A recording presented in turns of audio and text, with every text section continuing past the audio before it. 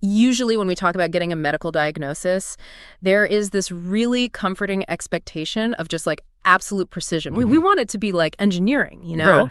Like you fall off your bike, you break your arm, they take the x-ray, and it shows that really jagged, glowing white line on the black film. Yeah, it's undeniable. Exactly. The doctor just taps the screen and says, well, there it is. There is the problem. It's entirely binary. I mean, the bone is broken or it's intact. Yep. The blood test shows the specific marker. Or it just doesn't. And we crave that. We absolutely love things to be visible, categorized, and, clearly bounded. We really do. But then you step into the realm of human consciousness. You step into psychology and philosophy, and suddenly that x-ray machine is just completely, laughably useless. Oh, completely useless. We find ourselves looking at this psychological landscape that is just totally uncharted territory. It's foggy, it shifts around, and it really resists being pinned down. So, I want you, listening right now, to think about your own life for a second. I want you to recall the very last time you were caught daydreaming. Which is a nearly universal experience, honestly. It really is. You know the exact feeling. You're sitting at your desk, looking at a spreadsheet, or maybe you're on the train commuting home, right? Staring out a rain-streaked window, and your mind just sort of drifts. Yeah, you just check out. Right, and you start imagining a totally different life. Like maybe you're living in a cabin, or you're running your own business, or honestly, you just have a better pair of shoes. Sure, just somehow. And inevitably, someone snaps their fingers, or your boss clears their throat, and you are immediately told to snap out of it. Right. Get back to reality. Exactly. Stop wasting time. Yeah, because daydreaming is almost pathologized in modern society. Oh, totally. It's treated as the ultimate distraction, like a failure of productivity or just a lapse in focus. Which actually brings us to the core of today's Deep Dive. What if that whole assumption is completely backwards? What if that exact moment of distraction, that little seemingly trivial daydream, was not a waste of your time at all? What if it's the opposite? Right. What if it is actually the most important, world-changing cognitive act a human being can literally perform? Well, I mean, that requires a massive paradigm shift in how we even view the human brain. Yeah. And it is the exact shift we are exploring today by diving into the mind of the philosopher Ernst Bloch. We are taking on a genuinely sweeping philosophy today. We have a lot of ground to cover. We are looking at Bloch's seminal, massive masterwork from 1959. It's called The Principle of Hope. It's a huge text. It is. And our mission for this deep dive is to explore his groundbreaking concept of the not yet conscious.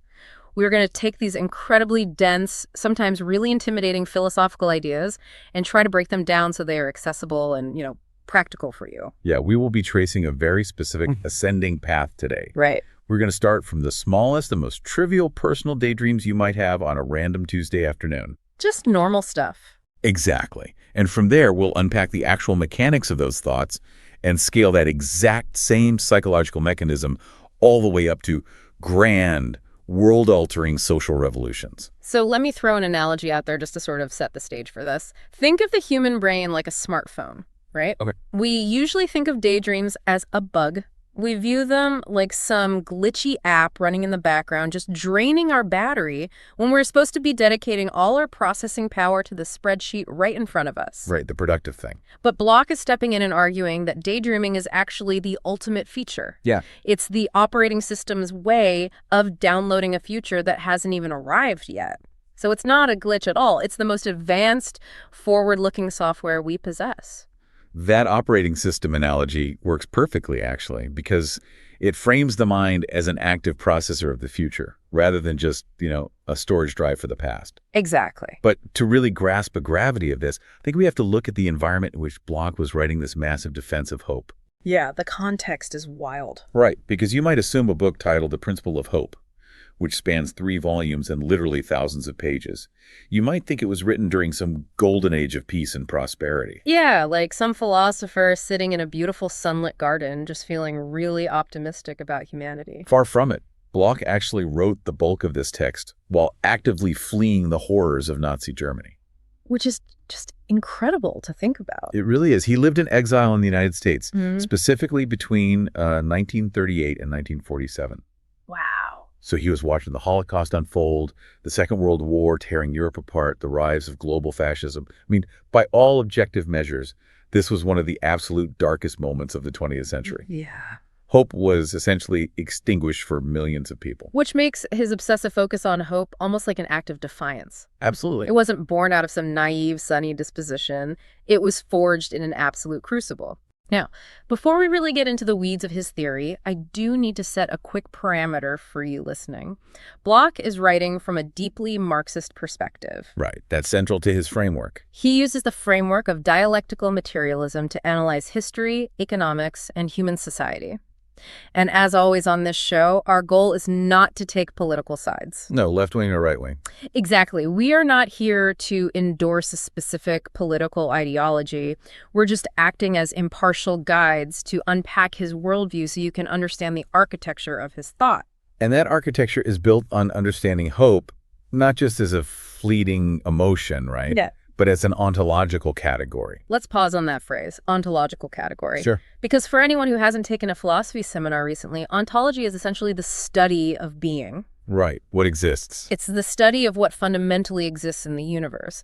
So when Bloch says hope is an ontological category, he's saying hope isn't just a happy feeling you have when things are going your way. Not at all. He's saying it is a fundamental structural property of human existence. Like, you physically cannot be human without it. It is baked right into the hardware. Yeah. And to understand how societies eventually change on a macro level, Bloch insists we cannot start by looking at grand historical forces or like massive geopolitical movements. We have to zoom way in. Exactly. We have to start at the ground level with the raw material of human longing.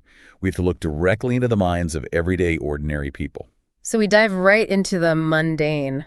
I love that Bloch deliberately begins this massive, towering philosophical treatise with what he literally calls little daydreams. Right. He completely bypasses the saints, the heroes, the great historical figure, and he just starts with us. He starts with the feeling of lacking something. Yeah, the German word he uses there is Mangel, which translates to lack or deficiency or privation. Mangel. Right. And Bloch establishes that the absolute baseline condition of human existence is incompleteness. We do not start out whole and satisfied. We start out empty. And crucially, we are the animals who know we lack something. We feel the empty space. Exactly. And because we feel it, our brains immediately start projecting images of what would fill it. The source material provides some incredibly vivid, really relatable examples of this Mangel in action. The sweet example is a great one. Yeah. Bloch talks about a young child who is given a sweet, like a piece of candy. Now, you would assume the child eats the sweet and is totally satisfied. Right, help himself. But the pleasure of that single sweet immediately intensifies the appetite. The child instantly imagines a whole jar of sweets. Yes. So the temporary satisfaction actually generates a new, much larger dissatisfaction. It perfectly illustrates the infinite regress of human desire. The present moment is just never enough, you know? It is always oriented toward a future that exceeds it. Bloch refers to this habitual orientation of the mind as reaching daily into the blue. Reaching daily into the blue. That's a beautiful phrase. It is. We are perpetually projecting ourselves toward an imagined better elsewhere. And the text gives more examples of these everyday, daily into the blue moments. Like, think of the employee on their lunch break, standing in front of a store window, looking at a sharp new suit or, a pair of expensive lizard skin shoes. Right. They aren't just looking at leather and fabric. They are imagining the entire life they would have if they wore those shoes. The status, the feeling. Exactly. They're imagining the respect they would command, the confidence they would feel. Or, think of an elderly person sitting in a cramped, noisy city apartment, dreaming of a quiet, pastoral retirement in the countryside, just listening to the wind in the trees. Sure. Or the schoolboy sitting in a incredibly boring math class, fantasizing about running away to sea to become an explorer. And by focusing on these exact moments, Bloch is effectively democratizing philosophy. Oh, absolutely. He rips the concept of hope out of the exclusive hands of, theologians and professional revolutionaries, and he places it squarely in the kitsch, the mundane, the cheap magazines, and the everyday routines of regular working people. He's saying that the raw material for building a utopia isn't found in some dusty academic library. It's found in the fact that you want a better pair of shoes. Yes. It's a universal feature of existence. But here is where this gets highly contentious and frankly fascinating. By taking these trivial daydreams so seriously, Bloch is picking a massive intellectual fight with the undisputed heavyweight champion of psychology at the time, Sigmund Freud. Sigmund Freud.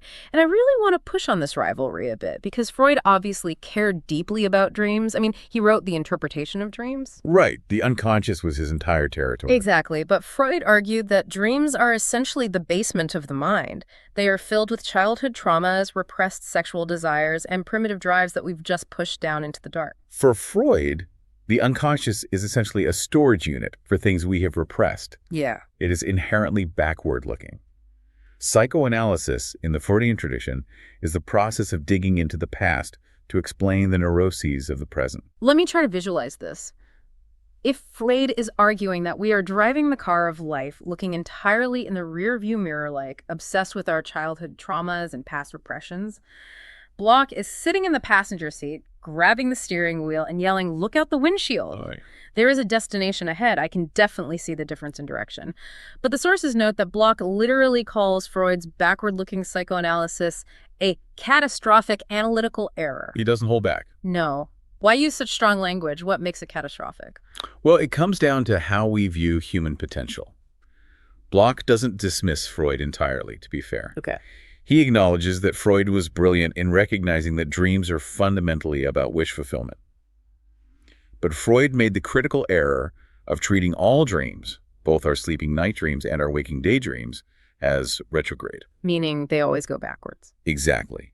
Freud assumed a waking daydream was just a watered-down, socially acceptable version of a night dream, which meant, in Freud's view, it ultimately led back to an infantile, repressed wish. So if I have a grand daydream about, say, organizing my neighborhood to build a huge community garden, a strict Freudian might analyze that and say, well, you are just sublimating an unresolved conflict with your father, and this garden is just a manifestation of your desire to control your childhood environment. And that reduction is exactly what Bloch finds catastrophic. Wow. He argues that by reducing all human longing to a regression back to childhood, you systematically blind society to the most important dimension of the human psyche, which is its orientation toward the future. Yeah, you cut off the future completely. Right. If every single desire for a better world is just diagnosed as a psychological complex rooted in the past, you deprive humanity of the ability to take forward-directed energy seriously. You essentially pathologize hope. You turn the desire for progress into a symptom of a disease. Exactly. I can see why a Marxist fleeing fascism would find that entirely unacceptable. He desperately needs people to look forward, not backward. Right. And Bloch insists that psychoanalysis fails to recognize a qualitatively different psychological phenomenon. Night dreams might indeed pull their imagery from the dusty basement of the past, sure. But daydreams pull from a completely different, undiscovered territory in the human mind. Okay, so if Freud's unconscious is this dark basement full of dusty, forgotten memories, where exactly do our forward-looking daydreams come from? Right. They have to originate somewhere in our cognitive architecture. They originate in what Bloch considers his absolute crowning psychological discovery. He calls it the Noch-Nicht-Bewusstes, which translates directly to the not yet conscious. The not yet conscious, we need to unpack this concept thoroughly because it really seems like the fulcrum upon which this entire philosophy rests. It really is. What exactly are the mechanics of the not yet conscious? How does it differ from just, regular everyday awareness? Think of it as a literal forward dawning in the mind. The traditional Freudian unconscious consists of material that was conscious once but was too painful or taboo, so it sank down into the dark. Like pushing a beach ball underwater. Yes. Bloch actually calls that the no longer conscious. But the not yet conscious is completely different. It's composed of psychological material that has never been conscious before. Never. Never. It is hovering right on the upper threshold of our awareness, just beginning to dawn, like the sun coming over the horizon. It is the psychological equivalent of a future that is trying to happen. Oh, wow. I'm trying to map this onto a feeling everyone can recognize. Yeah, how would you frame it? It sounds like having a word on the tip of your tongue, but instead of struggling to remember a word you learned years ago and forgot, it's the sensation of a future you haven't lived yet, trying to articulate itself through you. That is a highly evocative way to phrase it and very accurate. It is a profound anticipatory feeling. And Bloch doesn't just leave this as a vague poetic notion. All right. He identifies 3 specific domains in human life where this not yet conscious is most intensely active. Places where the boundary between the present and the future is the thinnest. Okay, what's the first one? The first domain is youth. Youth. Okay, well that tracks perfectly with biological reality. Yes. Being young is essentially the physical embodiment of the not yet. You are literally in a state of becoming something undetermined. The sources actually mention Bloch describing the whispering reeds of youth. That's the phrase, yeah. That intense, vibrating feeling of standing on the edge of a vast, unwritten life where every single choice feels super heavy with future potential. Exactly. The physical body and the social role are both in a state of extreme plasticity. Now, the second domain where the not yet conscious flares up is during times of historical change or societal revolutions. Wait, how does that work mechanically? How does a political event change your brain chemistry? Think about it this way. When a society's established order fractures, say a monarchy falls, or a major technological paradigm shift occurs, the rigid structures that dictate what is realistic suddenly dissolve. Oh, the rules go out the window. Exactly. A space opens up in the collective psyche for possibilities that the old society had actively suppressed. People suddenly realize that the way things have always been is not the way they must remain. So the whole society feels it. Yes, the collective mind of a population experiences a massive forward dawning. And then there's the third domain, which sort of bridges the personal and the historical. That's creative productivity. You mean artists, musicians, inventors, the people who are actively making the culture? Yes.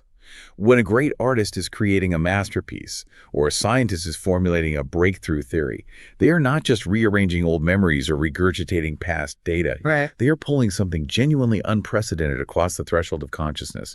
They are giving form to a truth that has been latent, hovering in the not yet conscious of their culture, but had remained completely unspoken until that exact moment. Let me bring this down to a highly relatable everyday experience for a student or really anyone trying to learn something new. Is this not yet conscious the biological source of the classic eureka moment? Like, imagine a student staring at a whiteboard, struggling with a brutally complex calculus problem. They're frustrated, they're staring at the numbers, they just don't get it. We've all been there. Right, and then suddenly, boom. The light bulb goes on, the disparate pieces of information just snap together into a totally new understanding. Is that the not yet conscious breaking through into actual waking consciousness? That is the precise mechanism in action on a microscale. Oh, that makes total sense. The mathematical solution was hovering on the threshold. Yeah. It wasn't a forgotten memory they suddenly retrieved from a Freudian basement. No. It was a completely new cognitive synthesis dawning in their mind. And acknowledging this forward-leaning capacity of the brain is actually revolutionary because it aggressively contradicts the dominant thread of Western philosophy. Oh, wait, take me through that. How does this put Bloch at odds with the rest of philosophy? Historically, Western philosophy has possessed a deep, structural obsession with the past. Consider Plato, one of the foundational figures of Western thought. Right, the cave and all that. Yeah. Well, Plato developed a concept called anamnesis, which essentially argues that all learning is just remembering. Remembering. Yes. Plato believed that our immortal souls knew all the perfect eternal forms before we were ever born into physical bodies. Therefore, true knowledge in this life is simply the act of recollecting what we already knew in the ancient spiritual past. Wow. So thousands of years before Freud was talking about repressed childhood memories, the very foundation of Western philosophy was already telling us to look in the rearview mirror. It is a pervasive bias. Even much later philosophers, like Hegel, who built these massive systems to explain historical progress, he ultimately viewed history as a closed circle. A closed circle. Yeah, Hegel saw history as the world spirit gradually coming to know itself, but the end point was already predetermined. It was just a matter of the tape playing out to the end. So it's like watching a movie where the ending is already filmed. Exactly. Yeah. But Bloch completely shatters this static, backward-looking view of reality.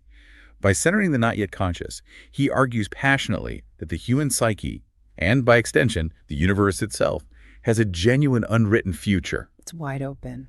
The world is an open, unfinished process. Okay, I follow the logic here. We have this not yet conscious acting as an antenna for the future. We have these everyday daydreams pointing toward a better life. But I have to be pragmatic here for a second. Okay. Having a vague, dawning feeling of the future isn't enough to actually change anything in the real world. True. Like a daydream about wearing a beautiful lizard skin suit does not magically manifest that suit in your closet. An anticipatory feeling lacks kinetic energy. So how does this vague, forward dawning turn into actual momentum? Well, it requires an engine. The mind can point the way, sure, but something has to provide the thrust. And Bloch doesn't root that engine in some abstract, floating, spiritual realm, does he? He roots it right in the dirt. He roots it in biology. He roots it in the physical body. Specifically, he roots it in hunger. Yes. We discussed Mengele earlier, that general feeling of lack. But Bloch gets very literal here, against Freud, who argued that the fundamental driving human instinct is the libido, the sex drive. Yay. And against Alfred Adler, who argued it was the drive for power and dominance. Bloch argues that the absolute most fundamental, inescapable human drive is the empty belly. Wow. Hunger. It really is the ultimate biological imperative. Because hunger is the most visceral, undeniable experience of deprivation.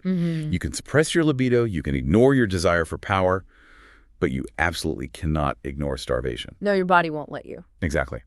Hunger physically forces the organism to reject its current state of deprivation. It violently demands a future where the hunger is satisfied. That makes profound sense, especially when you think about it politically. Hunger is inherently radicalizing, whereas other drives can be really individualized. But how does the raw animal instinct of a rumbling stomach evolve into the incredibly complex emotional and political landscape of a human being? The sources detail a fascinating mechanism for this evolution.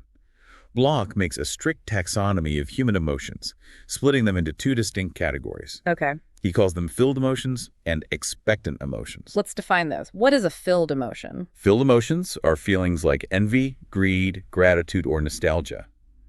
They are considered filled because their object, the thing causing the emotion, is already known and exists in the present or the past. Give me an example. If you feel envy, you are envying your neighbor's new sports car. The car exists.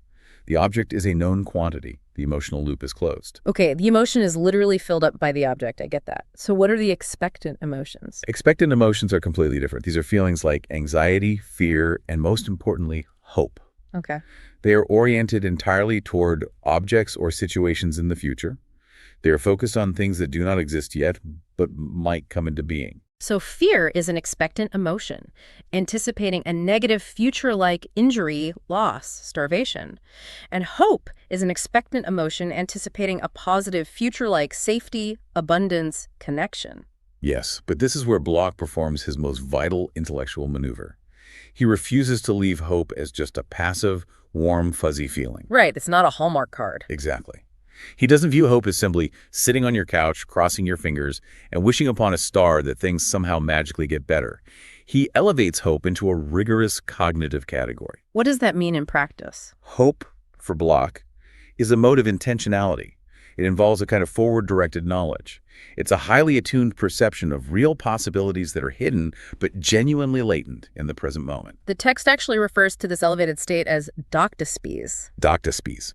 It translates to comprehended hope or educated hope. It is hope allied with reason, knowledge, and historical analysis. And the physical active expression of this comprehended hope in the real world is what Bloch calls militant optimism. Yes, militant optimism. Militant optimism. I just love the friction in that phrase. Because optimism sounds soft, right? But militant sounds hard. But I have to step in here and play devil's advocate for the listener because this concept triggers some serious alarm bells for me. Go ahead. Isn't optimism incredibly naive, if not outright insulting, depending on the context? I see where you're going. We established Bloch was writing this while fleeing the Holocaust. Millions of people were being systematically murdered. Fascism was swooping the globe. People were literally starving in ghettos. How on earth can a philosopher in that specific context advocate for optimism? That's a fair question. Like if I am in a trench in World War II, or if I'm facing systemic oppression today, how is militant optimism any different from just toxic positivity? How is it different from someone passively resigning themselves to their suffering by saying, well, everything happens for a reason, just look on the bright side? Your resistance there is entirely justified, and it is exactly what Bloch anticipated. He actually detested toxic positivity. Oh, he did? Oh, absolutely. The banal, automatic belief that things will just naturally get better is, in Bloch's framework, actually a form of quietism. It is a paralyzing agent. How so? If you believe the arc of the universe bends toward justice all on its own, without you having to push it, you don't have to do anything, you can just fold your hands and watch. He labels this passive acceptance bourgeois nihilism. Bourgeois nihilism, meaning you are comfortable enough in the current broken system to just slap a fake smile on it and call it progress. Precisely. It is the acceptance of the current badly existing reality as permanent, masked by shallow cheerfulness. Militant optimism is the strict combative opposite of that. Okay, so what is it then? Militant optimism does not deny the horror of the world. Bloch acknowledges that fear anticipates the nothing, the very real threat of destruction, the abyss, the concentration camp.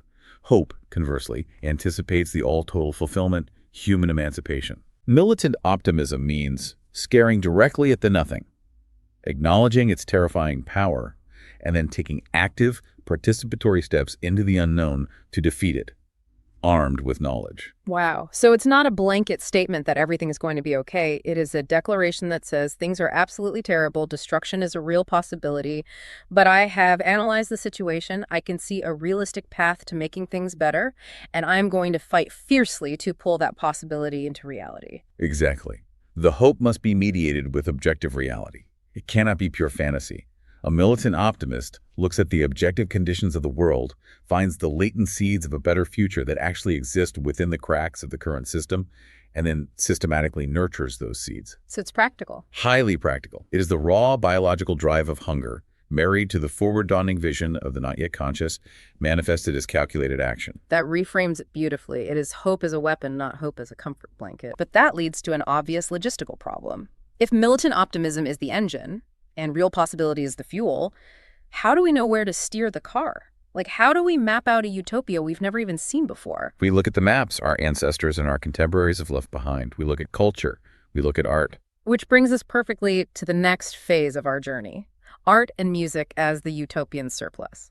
So we've moved from the biological drive of a hungry belly to the cognitive engine of militant optimism. And now we are exploring how human beings try to conceptually satisfy that hunger through the things we create. Right. Bloch introduces the concept of the utopian function of art. And he takes a highly unorthodox stance here, especially for a Marxist thinker of his era. How so? Well, many strict ideological critics at the time dismissed art as mere escapism.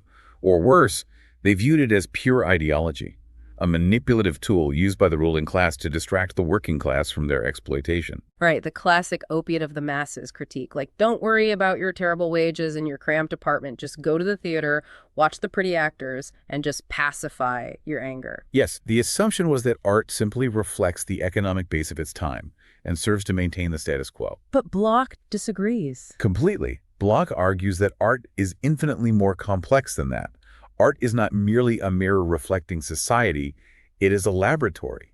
It is a safe, speculative space where human possibilities are driven to their ultimate conclusions. I like that, a laboratory. And he argues that even within art that is highly commercialized or ideologically compromised, there exists what he calls a utopian surplus. Utopian surplus, meaning there is leftover meaning that escapes the intentions of the creator or the ruling class. Exactly. It is a surplus of visionary meaning that points far beyond the specific historical era in which the art was created. It outlives its original context because it taps into the eternal, not yet conscious. Okay, the text provides a really striking visual example of this by comparing ancient architectural styles. Can you walk us through Bloch's analysis of the Egyptian pyramids versus Gothic cathedrals? How does this utopian surplus actually manifest in stone?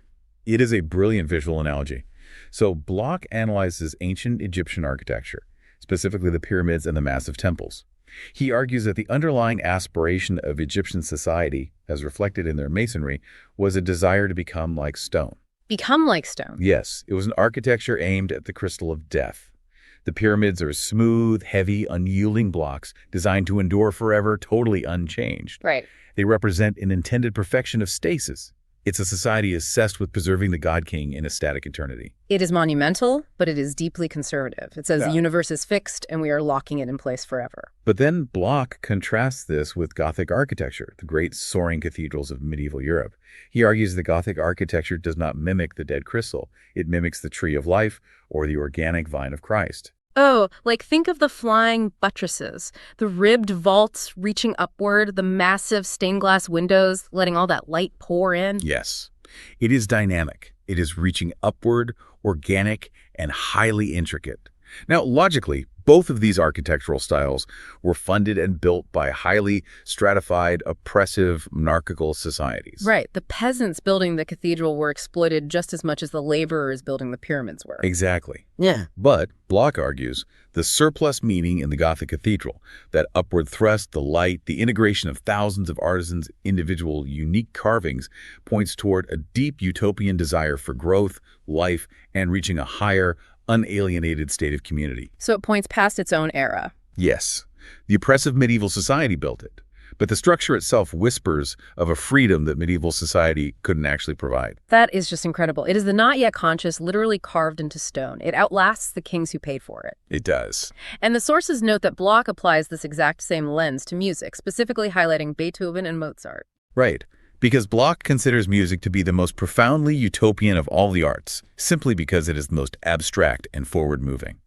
How does he analyze Beethoven? He describes Beethoven's music, particularly the Hymn to Joy in the Ninth Symphony, as expectant music. It is not just pleasant sounds, it is the sonic embodiment of militant optimism. Wow. The music swells, it struggles, and it actively pushes toward a resolution that feels like a collective triumph. And he analyzes Mozart's opera, The Magic Flute, not just as, like, a silly fairy tale about birdcatchers and magic bells, Right. but as a profound, complex daydream of an ideal, enlightened state of human harmony. You mentioned fairy tales, and I want to camp out there for a minute because this is where Bloch's philosophy becomes incredibly accessible. It really does. He doesn't just stick to highbrow art like Gothic cathedrals and Beethoven symphonies. He looks at popular culture. He looks at the stories we tell our children. And his chapter on the fairy tale is widely considered one of his absolute most original and influential contributions to literary theory. Oh, really? Yes, because sophisticated academic critics often dismiss fairy tales as hopelessly naive or deeply conservative. You know, they say, oh, the handsome, wealthy prince rescues the passing princess, they get married, and preserve the monarchy. How cliché and regressive. But Bloch completely flips that interpretation, doesn't he? He finds the utopian surplus hiding right in the once upon a time. He does. He views the classic fairy tale formula, once upon a time, not as a nostalgic retreat into a fictionalized past, but as a horizon of hope for a better elsewhere. It's like a blank slate. Exactly. It removes the story from the rigid rules of the current reality, creating a blank canvas. And the much maligned happy ending isn't viewed as a naive lie to pacify children. What is it then? It is a subversive, stubborn insistence that the current order of suffering, starvation, and cruelty is not the final word on the human condition. If you think about the actual protagonists of most classic fairy tales, they aren't usually kings and queens. It is the poorest woodcutter in the village. It is the neglected youngest child. It is the orphan covered in ashes. Think of Cinderella. The fairy tale is this deeply subversive cultural blueprint, insisting that the poorest, most dispossessed people can triumph, and that the existing rigid social hierarchies can be completely inverted. Yes. The evil stepmother with all the societal power is punished, and the oppressed servant girl inherits the kingdom. That is a revolutionary narrative disguised as a bedtime story. Exactly. The fairy tale preserves the rebellious wish for justice. And Bloch extends this really generous reading to almost all forms of popular culture. Like what? Even a glossy fashion magazine, a dazzling circus performance, or like a cheap travel book detailing distant blank spaces on a map contains this displaced utopian longing for a better, more vibrant, unalienated world. Let me ground this in the listener's reality today right now. Does this mean that the wildly commercialized, scientifically engineered pop song I listen to on the radio on my way to work, or, say, the massive CGI superhero movie I watch on a Friday night, is secretly functioning as a profound philosophical blueprint for a better world? In Bloch's framework, yes, it actually is. That's amazing. He rescues our enjoyment of popular culture from being dismissed as mere ideological brainwashing. Even if that superhero movie is produced by a massive, profit-driven corporate conglomerate, the underlying reason you enjoy it, the reason it resonates with hundreds of millions of people globally, is because it successfully taps into a genuine, raw, utopian longing. A longing for what? It taps into the deep desire for justice, for the idea that ordinary people might suddenly gain the power to change their circumstances, and for the fundamental hope that good can genuinely triumph over the nothing. So we shouldn't just feel guilty for enjoying it. No, the critical task for us, Bloch argues, is not to cynically dismiss this longing as false consciousness, but to critically extract the genuine utopian content from the corporate packaging and redirect that energy toward concrete historical transformation. Concrete historical transformation. That phrase is the absolute perfect pivot to our final massive leap in this deep dive. Here we go. We have scaled all the way up the ladder. We started with a child wanting a second piece of kanji. We moved to the biological drive of hunger. We turned that hunger into the cognitive engine of militant optimism. Right. We looked at how art, music, and fairy tales provide the architectural blueprints. Now, how does Bloch connect all of this internal psychological machinery to actual boots-on-the-ground societal revolution? This is where we zoom out to the macro scale. Yeah. And to understand Bloch's mechanics for revolution, we really have to look at his deep engagement with Karl Marx, specifically Marx's famous 11th thesis on Feuerbach. The 11th thesis. For those of us who haven't brushed up on 19th century German political economy recently, what is the quote and why does it matter so much to Bloch? It is arguably the most famous sentence Marx ever wrote. It states, "Philosophers have hitherto only interpreted the world in various ways. The point is to change it." The point is to change it. I mean, on the surface, that sounds like a fairly straightforward call to action. Like, stop writing dense books in your ivory tower and go start a protest. It is often read exactly that way. But for Bloch, the philosophical implications are much, much deeper. The decisive move here is the shift from a contemplative epistemology to a practical one. Okay, I'm going to need you to translate contemplative epistemology for me. Sure. So epistemology is the theory of knowledge, how we know what we know. Okay. A contemplative epistemology, which basically dominated philosophy before Marx, assumes that knowing the world is like sitting in an audience watching a play. Watching a play. Right, the play is happening on stage, and your job as a philosopher is just to sit quietly, watch carefully, and write an accurate review of what happened. You are separate from the action. You're just interpreting facts that already exist. Oh, like Hegel watching history unfold as a closed circle. Exactly. But Marx's 11th thesis destroys that separation. In a practical epistemology, knowing isn't just passively receiving facts. Knowing is an active, practical project of transforming the world. You're getting involved. Yes, you are not in the audience. You are on the stage writing the script in real time. Interpretation and change have to be dialectically united. Let's define dialectically united, because the word dialectic gets thrown around a lot in these contexts. How should we understand it right here? In this context, a dialectic is a dynamic conversation between opposing forces that eventually creates a new reality. So, if you only have theory, if you just sit around interpreting the world, your thought is sterile. It changes nothing. Right. Conversely, if you only have action, if you just run out into the streets throwing bricks without a coherent theory of what you are actually trying to build, your action is blind and usually doomed to fail. Theory and practice must constantly inform and correct each other. Hence, Dr. Stee's comprehended hope.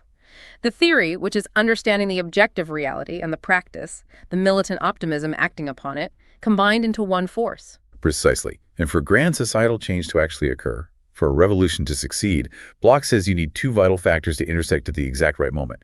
You need the subjective factor and the objective factor. Let's break those down. What is the subjective factor? The subjective factor is human action. It is the not yet conscious waking up. It is the militant optimism, the political organization, the sheer courage to mount a countermove against the badly existing reality. It's the human beings deciding they have had enough. Exactly. But, as we noted, the subjective factor alone is just an empty rebellion. If the world isn't ready, your rebellion is just a doomed putsch. It desperately needs the objective factor. And the objective factor is the state of the world itself. Yes. The objective factor consists of the real historical possibilities present in the world at that specific moment. It is the material conditions, the level of technological advancement, the economic structures, the fragility of the ruling institutions. I see. So if I have all the militant optimism and subjective courage in the world, and I intensely want to build a global society based on, I don't know, infinite, free, clean energy grids, Right. but I am living in the year 1200 AD, I am going to fail because I completely lack the objective factor. The real historical possibility for clean energy grids simply isn't there yet in 1200 AD. The dialectic cannot be completed. That is a perfect illustration. The tragedy of many historical movements is that the subjective desire for freedom flared up before the objective conditions were ripe. That makes a lot of sense. But when the subjective human courage finally meets the ripe objective historical conditions, when the people are ready and the system is fragile, that is when true revolution happens. And to describe this explosive intersection, Bloch introduces three final, massive ontological categories. Okay, let's hear them. The first is one we've touched on, real possibility. Right, the tendencies that are genuinely latent in reality waiting to be unlocked. Not pure fantasy, but structural potential. Correct. What are the other two? The second category is the front. The front. This is Bloch's term for the absolute leading edge of the historical process. It is the unmapped, bleeding edge of time, where the present is actively dissolving into the future. It is the space where decisions actually matter, where the fight is happening right now. Wow. And the third? The third category, the culmination of everything, is the novum. The novum. From the Latin for new. Yes. The novum is the genuinely, unprecedentedly new reality.